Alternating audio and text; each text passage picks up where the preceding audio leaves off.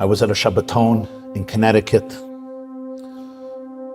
A young man came over to me Shabbos afternoon, and he shared with me what a difficult time he had growing up in our school system. He grew up in New York.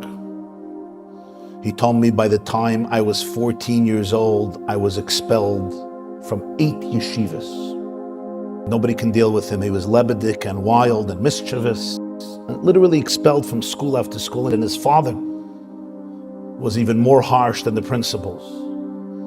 He came home and his father would punish him double the amount because of what happened in school. Instead of getting the safety and the embrace of his father, he knew that his father he can't trust. At the age of 14, his father put him on a plane, said, I can't deal with you anymore, go to Israel.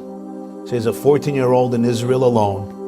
He goes into the Slonim Mishul in Bnei Brak. There's a 95-year-old Jew davening. His name was Reb Asher Arkovich. And he sees this 14-year-old boy in shul, and it was late morning, nobody else was there. And he says, Bacher, what are you doing here? And he says, I haven't had luck in any school system.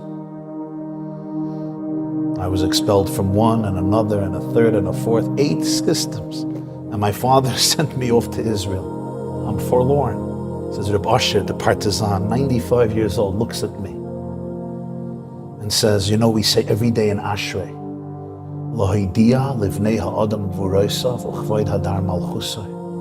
literally it means God wants to tell people about his own strength and his own royalty. But he said the great Hasidic master, the Maggid of Lechevich, gave another interpretation. He said, you know why we talk so much about God's infinity and greatness and majesty?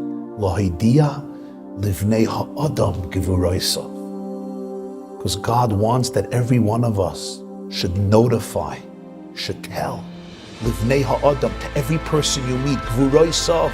Teach every person you meet his own strength. Teach every girl you meet her own majesty, kvayid hadar malchusay, their own beauty, their own glory, their own profundity, their own holiness.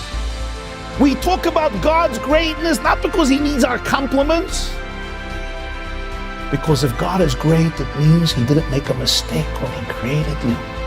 If God is omniscient and omnipresent, it means that when he created you, he was making a statement that the world is incomplete without your contribution. Lo idea, it's a mitzvah to let every person you meet know, gvuraisav, make them aware, make them cognizant of their own power, of their own fortitude, of their own majesty, of their own creativity, of their own inner infinite dignity and light and gift.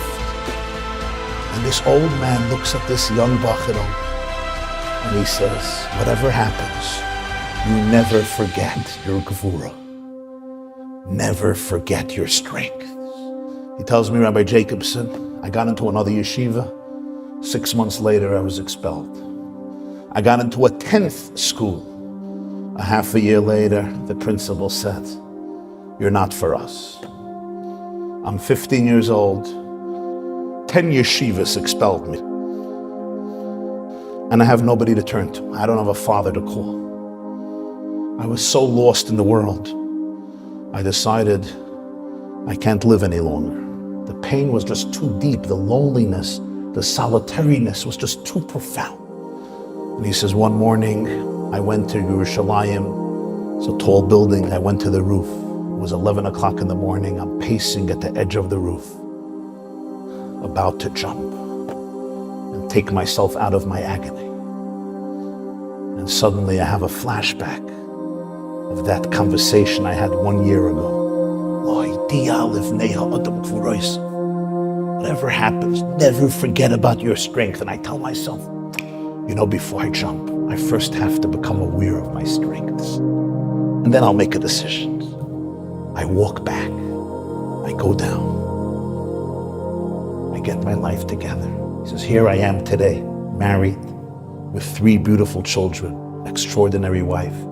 I built a truly successful business. I'm listening to him. Tears are streaming down his eyes and my eyes. And I think to myself, would have Reb Asher ever known the impact his words had on that morning in a Slonim Mishul in Bnei Brak to a 14-year-old boy. Could have he imagined that he literally saved a life from suicide? Friends, don't be stingy with words. Don't be stingy with gestures. Don't be stingy with hugs. Don't be stingy with embraces. Don't be stingy with letting every person you meet know about their strengths, their beauty, their amazing gifts. The fact that they are, their very being, is already a priceless gift. It's a manifestation of Hashem in this world. Every soul is a chelik Eloka mimal mamish. This is any person. And what about your own children? Lo hidia livnei ha'adam gvuros. Never take your eyes off that target.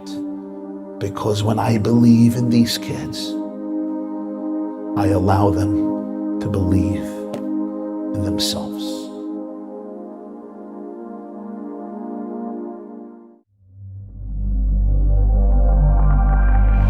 TheYeshiva.net